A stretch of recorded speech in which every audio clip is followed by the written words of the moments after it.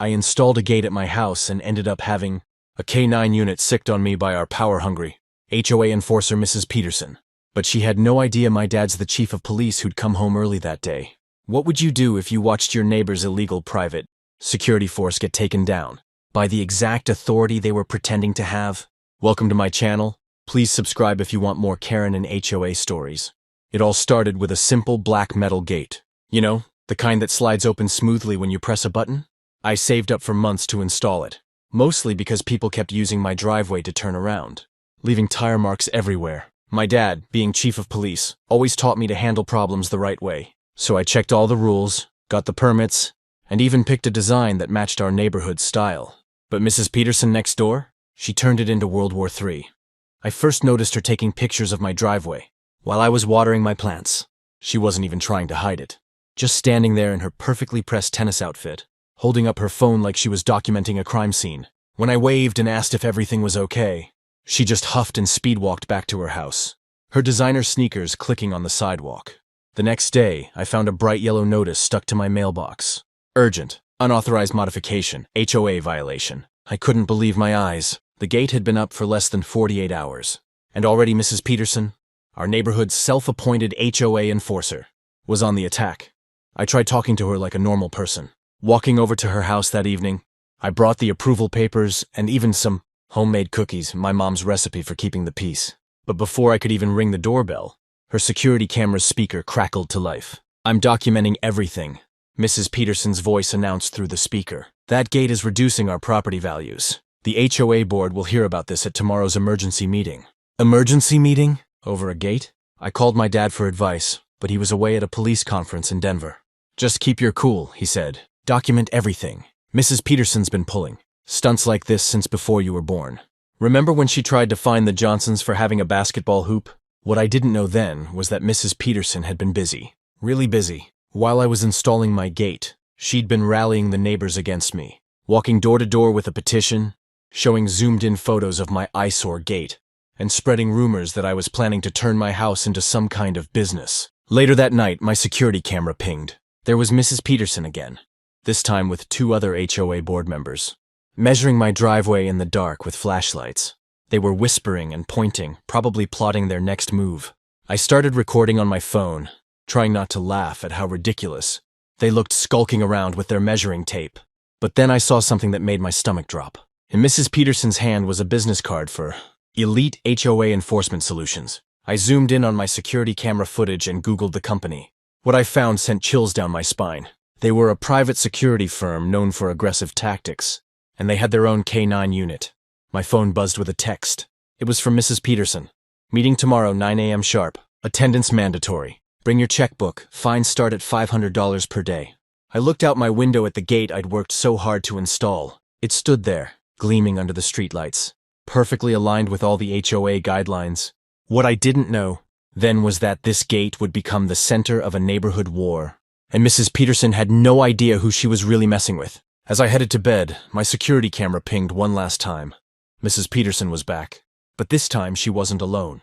A man in what looked like a security uniform was with her, writing in a notebook and nodding at whatever she was saying. They both looked up at my camera, and I swear Mrs. Peterson smiled, the kind of smile that says checkmate.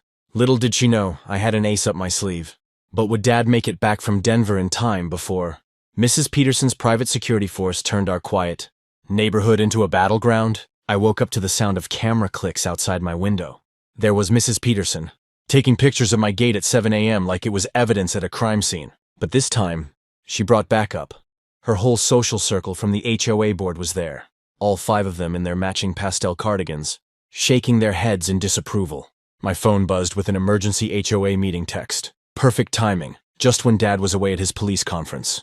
I spent the morning digging through my files, finding the property maps and HOA guidelines. I'd studied before installing the gate. I knew I was right. But Mrs. Peterson had a way of twisting rules until they bent to her will.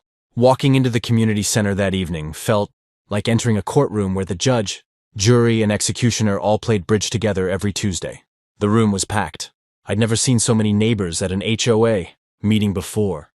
Mrs. Peterson must have promised them quite a show. "This unauthorized gate is just the beginning," Mrs. Peterson announced, pointing to her PowerPoint presentation titled, The decline of our community standards. She'd edited my gate photos to look darker, more threatening somehow. Next thing you know, people will be painting their houses purple and parking RVs in their driveways.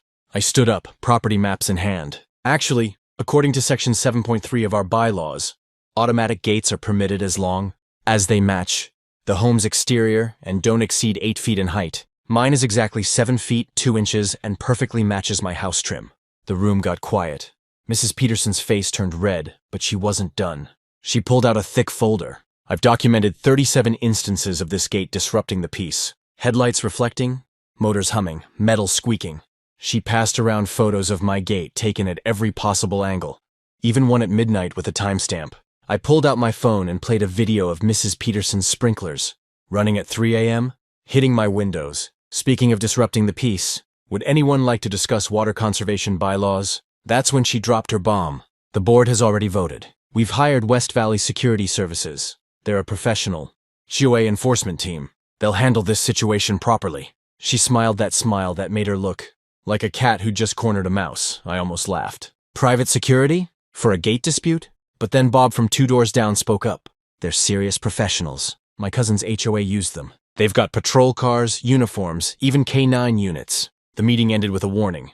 Remove the gate within 48 hours, or face the consequences. I drove home thinking this was just another one of Mrs. Peterson's power trips. She'd tried to force the Williams family to remove their basketball hoop last summer, but she'd backed down eventually. As I pulled into my driveway that night, I noticed unfamiliar tire tracks in front of my house. Under my porch light, I found a business card tucked into my doorframe. West Valley Security Services, HOA Enforcement Division. On the back, someone had written, "First warning."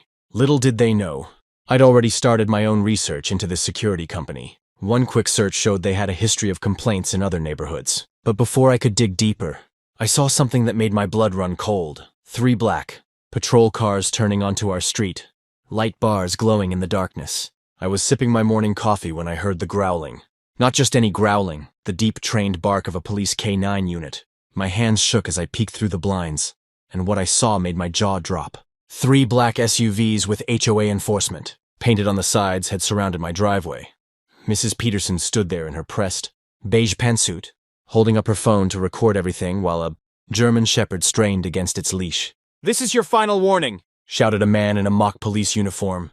"Remove this unauthorized gate within the next hour, or we'll be forced to take action." The dog lunged forward, making me jump back from the window. I couldn't believe this was happening over a simple automatic gate that matched every other one in the neighborhood, except it was black instead of brown. I grabbed my phone and started recording too. My hands were shaking, but I managed to zoom in on their badges. Something looked off about them. The metal wasn't catching the sunlight like real badges should. 3 years of working at Dad's precinct during college had taught me that much. "Ma'am, we have reports of multiple violations," the lead officer called out, pounding on my front door. I could hear Mrs. Peterson's shrill voice in the background. "I told you she's been defiant for weeks. Just look at how that hideous gate ruins our property values." I opened my laptop and quickly pulled up the county's security contractor database. Just as I suspected, no licensed K9 units, registered for private security work in our entire district. My heart was racing, but now I felt a surge of confidence. They were bluffing, and I had proof. The pounding on my door grew louder. "This is your last chance before we release the dog." Through my security camera, I could see neighbors gathering on their lawns, phones out, whispering to each other. Mrs. Peterson was practically bouncing with excitement, her perfectly styled gray hair bobbing as she narrated everything for her video. I grabbed the property maps I'd printed out weeks ago when this all started, showing that my gate was fully within my property line. Then I dialed Dad's number, praying he'd pick up even though he was supposed to be at that conference 3 states away. The K9 handler was unclipping the dog's leash when I heard it. The familiar rumble of Dad's police cruiser turning onto our street. Mrs. Peterson was so busy filming my door, she didn't even notice him pulling up behind the SUVs. Lights flashing. "This is Chief Williams," Dad's voice boomed through his cruiser's speaker. "All unauthorized security personnel, stand down immediately." The look on Mrs. Peterson's face was better than any Christmas present I'd ever gotten. Her phone actually slipped from her fingers as she spun around, her mouth hanging open like a fish. The fake officers froze, and their dog sat down immediately. At least they'd trained it well enough for that. I stepped onto my porch, holding up my phone that was still recording. "Mrs. Peterson, I believe you and your hired helpers here are in violation of County Code 47.3. impersonating law enforcement and operating an unlicensed K9 unit. Would you like to see the documentation? 2 real police cars pulled up behind Dad's cruiser.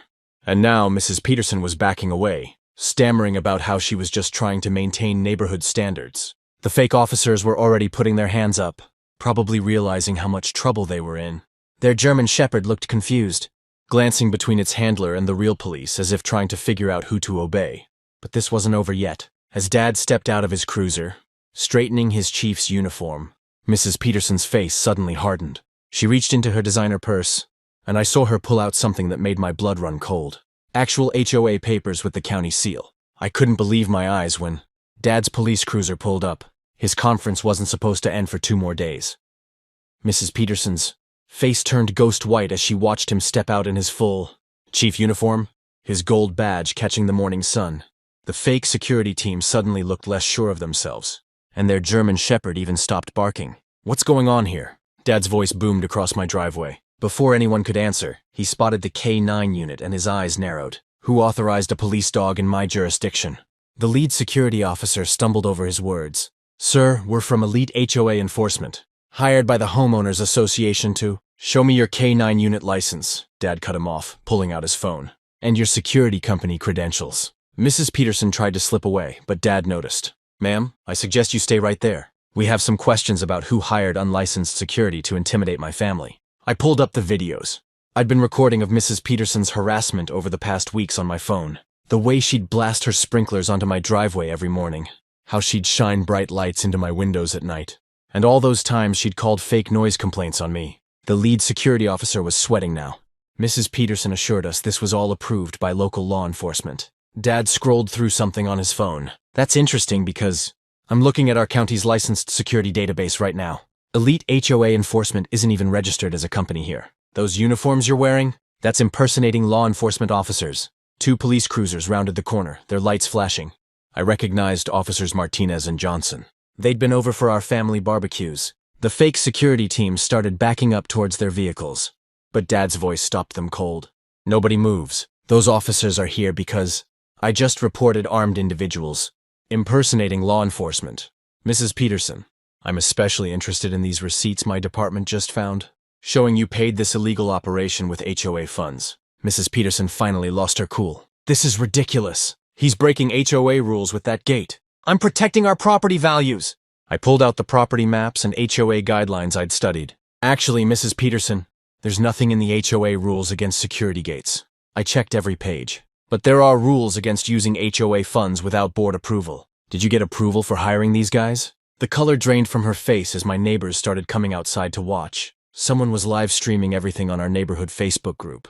The fake security team's German Shepherd whined and sat down, clearly sensing the shift in power. Dad turned to Officers Martinez and Johnson. Book them for impersonating law enforcement. And Mrs. Peterson needs to come down to the station to explain how HOA funds were used to hire an illegal security force. As they led everyone away in handcuffs, I noticed Mr. Wilson, the HOA board president, watching from his porch. His face told me Mrs. Peterson's reign of terror was finally over. But something told me this wasn't the end. There were probably more HOA residents who'd been bullied by her, and their stories were about to come out.